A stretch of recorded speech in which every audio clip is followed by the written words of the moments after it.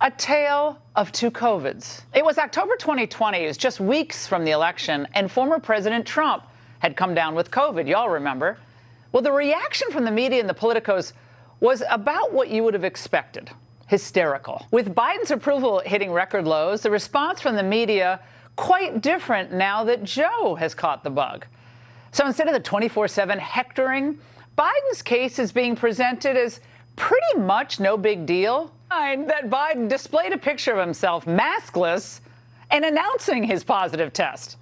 And of course, let's not forget the investigative pieces dedicated to finding out the source of Trump's infection. Took off the mask. It was a, crime against humanity. Molly, this is so blatantly such a double standard here that it's almost, I don't even want to play them anymore because it's so obvious. You have to remember, SARS-CoV-2, the virus that causes COVID-19, it can affect everyone in very different ways. It's a tricky virus. How many times have you actually heard me say that? So many times. And it still is a tricky virus.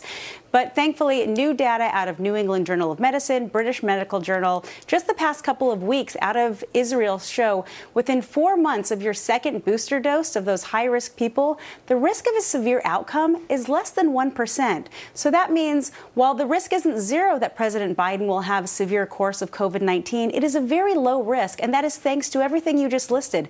Vaccines, boosters, we have a much more milder variant. The BA4 and 5 variants of Omicron are causing much more mild illness. And as well, we have more treatments. It's just a very different virus that we're dealing with right now, and just a different situation in general. And, I think people keep wanting to compare it to when President Trump had COVID versus President Biden, but you can't. It's apples to oranges. President Biden is in a much better place getting COVID-19, and that is despite the fact that he's approaching 80, despite the fact he has medical comorbidities. The risk of severe outcome is low.